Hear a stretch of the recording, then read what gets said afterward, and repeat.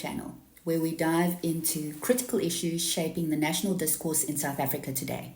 Now, I'm Bianca, and today I'm tackling a topic that's both heartbreaking and complex, and that is the issue of farm murders in South Africa. Specifically, I will be exploring the tragic case of Dumisani Phakhati, a 45-year-old father and farm worker from Brits Northwest, whose murder has sparked renewed debate about crime, race, and justice in rural areas. But this isn't just about one case. Farm murders are often misunderstood. They're politicized, they're racialized, and monetized, which can obscure the broader issue of violent crime in our country. Before I begin, quick note, this topic is sensitive, and I aim to approach it with respect, focusing on facts and constructive dialogue. Let's get started with the case of Dumisani Phakhati.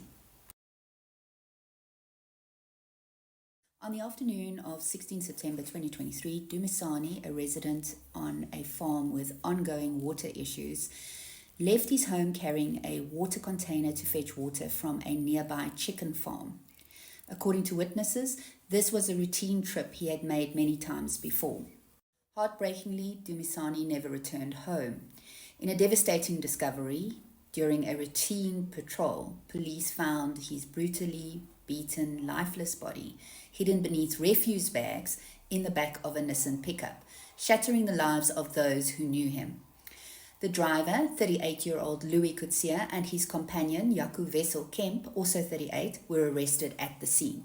40-year-old Gert Frederick van der Westhuizen, also referred to as Gerike van der Westhuizen, the owner of the Nissan pickup on which Dumisani's body was found, and the alleged third suspect in Dumisani's brutal murder, handed himself over to police and was granted 5,000 rand bail.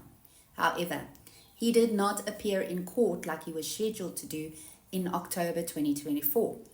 But due to an anonymous tip from a reader of Marula Media, police were able to track him down where he was working in a friend's vape shop in Bloemfontein in the Free State.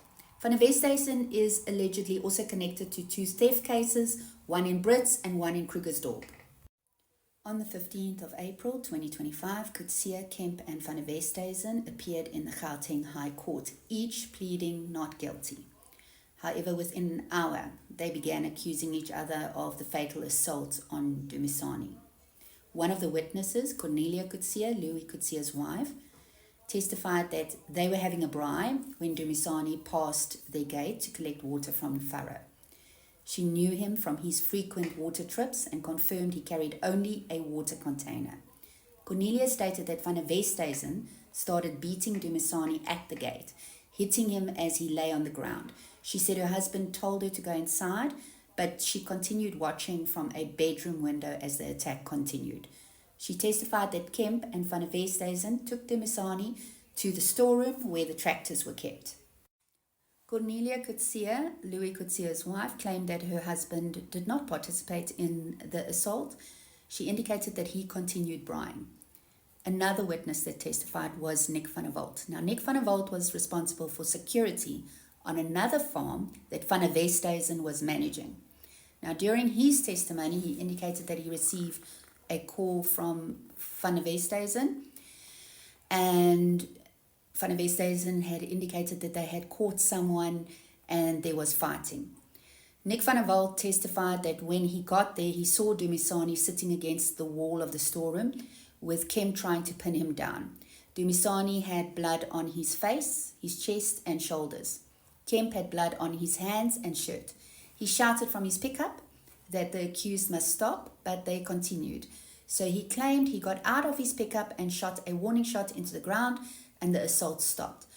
According to Van der Walt, Dumisani was conscious, and he told the accused to get Dumisani to the hospital or police, and he then left. During his testimony, he testified that Van der Westhuizen and Coetzee had previously assaulted one of his security guards. So when questioned by Coetzee's attorney, he confirmed that he received a "please call me" later that evening from Louis Coetzee, and when he called, Coetzee had indicated that Van der Westhuizen and Kemp had killed Dumisani.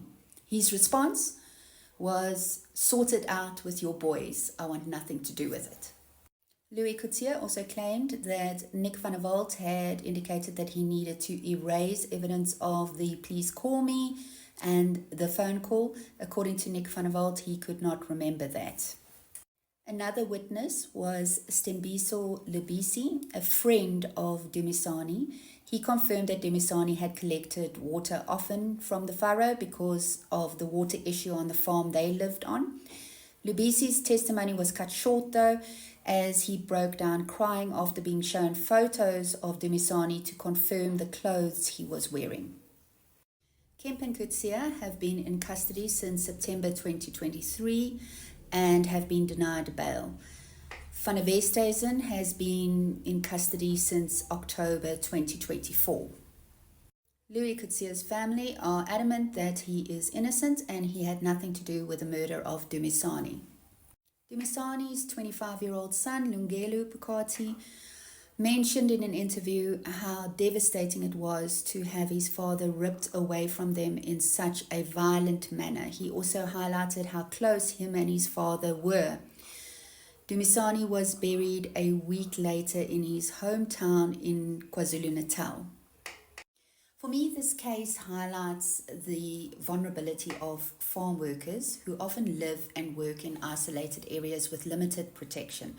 Dumisani wasn't a farmer or a landowner. He was a labourer, part of the backbone of South Africa's agricultural sector, and Brits Northwest is a farming region with a history of racial and economic tension.